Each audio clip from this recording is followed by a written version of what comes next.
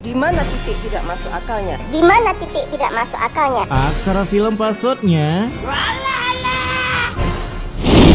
Film ini dibuka dengan menampilkan seorang mamang-mamang bernama Aldo yang waktu itu si Aldo ini lagi gabut tengah malam karena habis lost track. Oleh karenanya dia pun mendatangi sebuah hutan dengan membawa sebuah papan nisan lalu menancapkannya di sebuah tanah dan tak berselang lama tiba-tiba ngesponlah seorang kuncen yang bernama Mbah Jawir. Kala itu si Mbah pun mengklaim jika dia adalah penghubung antara manusia dengan kerajaan Nyi Blorong dan usut punya usut. Ternyata si Aldo ini memiliki niat untuk mengabdi kepada Nyi Blorong demi sebuah tujuan. Dan si Mbah pun mengatakan persyaratan-persyaratan yang harus si Aldo lakukan jika ingin mengabdi kepada Nyi Blorong. Udah kayak nyari loker aja cuy.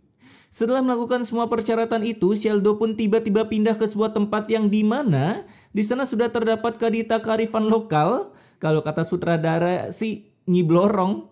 Di sana Nyi Blorong pun mengungkapkan jika dia akan senang membantu si Aldo jika si Aldo siap memenuhi semua persyaratannya. Dan setelah itu si Aldo pun otomatis ngespon di kamarnya dan secara tiba-tiba dia pun terkejut ketika melihat sebuah ular berada di sampingnya. Namun tak berselang lama ular itu pun langsung menghilang dan berubah menjadi beberapa batang emas. Emasnya kusut anjing. Dimana ternyata emas tersebut merupakan pemberian dari Nyi Blorong yang menandakan jika dia telah menerima si Aldo menjadi hambanya. Hambanya nggak tuh. Berpindah ke arah lain yang di sana terlihat seorang cewek yang habis ngejamret tas seorang emak-emak. Kala itu dia dikejar oleh para NPC buta map dan terkena efek slow motion.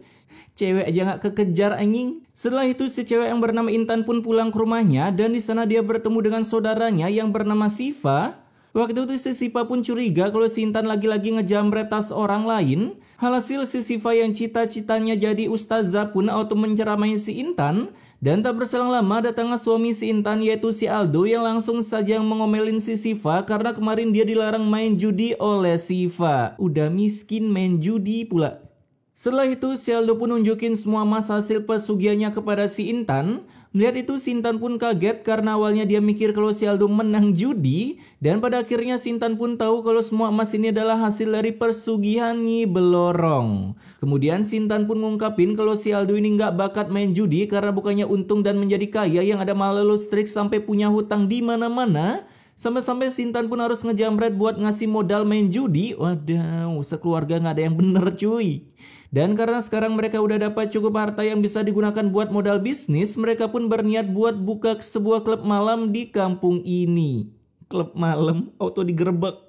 Keesokan harinya si Aldo pun didatangi dua temannya yang mau nagih duit hutang si Aldo karena kalah main judi. Di sana si Aldo pun langsung ngasih sebatang emas, namun mereka berdua nggak mau kalau dikasih emas maunya Bitcoin. Waduh, susah sih itu.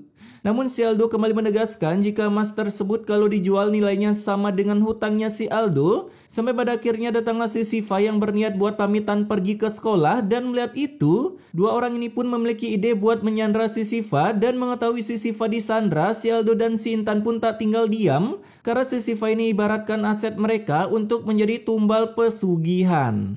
Kemudian dua preman ini pun bertemu dengan si Adam yang langsung saja menghentikan mereka. Dan setelah mendengar alasan dari kedua preman itu kalau si Siva bakal dijadiin sandra akibat hutang si Aldo, si Adam pun gak bisa tinggal diam dan langsung saja baku hantam. Dan pada akhirnya si Adam yang merupakan keturunan klan Senju pun mengeluarkan kartu asnya yaitu jurus patung Gedomazo. Jangankan preman, Madara aja nyungsep cuy. Beralih ke arah si Intan yang waktu itu baru selesai melakukan ritual pesugihan dan mendapatkan emas yang banyak. Namun secara tiba-tiba muncullah seekor ular yang membuat si Intan ketar-ketir. Di sana si Aldo pun bilang kalau ular tersebut adalah utusan Nyi Blorong yang ditunjukkan buat ngawasin mereka. Dan meskipun mereka dapat emas yang banyak hasil pesugihan, namun mereka nggak bisa hidup tenang karena punya hutang yang banyak kepada dua preman tadi. Alhasil karena itu si Intan pun punya ide untuk menghabisi kedua preman itu dengan cara meminta bantuan kepada Nyi Blorong lah. Kenapa nggak dijadiin tumbal aja ya? Lumayan itu dua gacor. Setelah itu, Intan dan Aldo pun boleh membeli tanah di kampungnya buat bangun bisnisnya. Di sana si bapak pemilik tanah pun iseng nanya kalau tanah ini mau dibuat untuk apa. Kalau itu si Aldo pun ngejelasin kalau dia mau bangun sebuah klub malam yang isinya penuh alkohol dan miras yang diperuntukkan buat orang yang turun dari epic ke warrior. Dan mendengar itu si bapak pun nyoba nyeramahin si Aldo kalau sebaiknya dia gunakan tanah ini buat hal yang lebih bermanfaat lagi. Hasil si Aldo pun langsung cosplay Kak Gem dengan cara kasih paham si bapak kalau dia bakal beli tanahnya dengan harga 2 kali lipat. Paham? Pada malam harinya terlihat si preman tadi yang lagi naik Supra patok geternya, tiba-tiba dia pun terjatuh dengan sendirinya akibat perbuatan Nyi Blorong atas perintah si Aldo. Dan berpindah ke arah lain yang waktu itu Pak Ustadz and the Gang yang lagi gelar pengajian. Tak berselang lama datanglah kedua begundal ini yang berniat mau jemput si Siva. Tanya itu saja, si Aldo pun ngungkapin kalau semenjak ikut pengajian ini si Siva udah mulai berani ngelawan mereka. Oleh karenanya si Aldo pun bilang kalau Pak Ustadz udah menggelar pengajian sesat. Buset dah, orang sesat ngatain sesat, dasar sesat. Di sisi lain satu preman sisanya yang kali itu lagi nyari temannya yang tiba-tiba hilang. Di sana dia pun bertemu dengan Nyi Blorong dan malah tergoda buat numpahin birahinya. Namun satu hal yang dia nggak tahu kalau cewek ini adalah Kadita cabang Depok yang langsung saja mengeluarkan skill maginya yang membuat si preman harus teleport ke akhirat. Nah, kejadian itu pun dilihat langsung oleh Pak RT yang awalnya mengira kalau kejadian tadi adalah sebuah adegan film. Dikira TikToker lagi ngeprank kali ya. Keesokan harinya Pak RT pun mulai mengumumkan kepada para warga kalau mereka harus tetap waspada buat ngawal keputusan MK. Maksudnya harus waspada terhadap Kadita cabang Depok yang bisa ngebunuh manusia ini.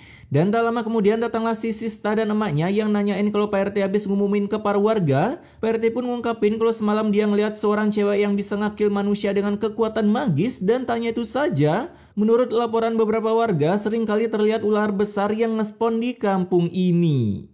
Sementara itu di tempat lain si bapak penjual tanah pun kini udah ngebatalin perjanjiannya dengan si Aldo karena dia nggak mau kalau tanahnya ini bakal berubah menjadi tempat maksiat.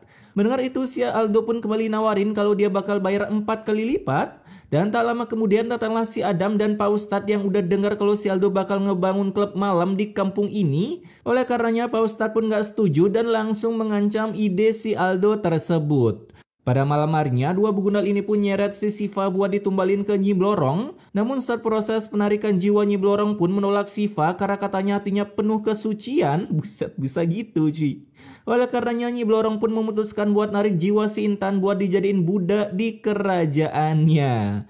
Keesokan harinya jenazah si Intan pun lagi di ngajiin. Di sana si Aldo pun berakting nangis dan meminta maaf kepada si Adam karena kelakuannya kemarin. Dan tanya itu saja si Aldo pun bilang kalau si Intan ini meninggal akibat serangan jantung. Jantungnya yang diambil sama Nyi Blorong. Pada saat akan dimandikan, si Siva pun mengatakan sebuah fakta, jika kematian si Intan ini bukanlah disebabkan karena serangan jantung, melainkan karena menjadi tumbal Nyi Blorong, karena pada awalnya si Siva lah yang akan ditumbalkan, dan tanya itu saja, si Siva pun mengungkapin kecurigaannya kepada kedua begundal itu kalau mereka melakukan praktik pesugihan. Pada malam harinya, saat proses penguburan jenazah selesai dilakukan, para pelayat pun dikagetkan dengan ngesponnya seekor ular di atas kuburan si Intan. Dan melihat itu mereka pun terheran-heran melihat itu terjadi. Lebih heran lagi gue kenapa mereka bisa heran karena semua episode sinetron ini full mengherankan. Dan film pun tamat.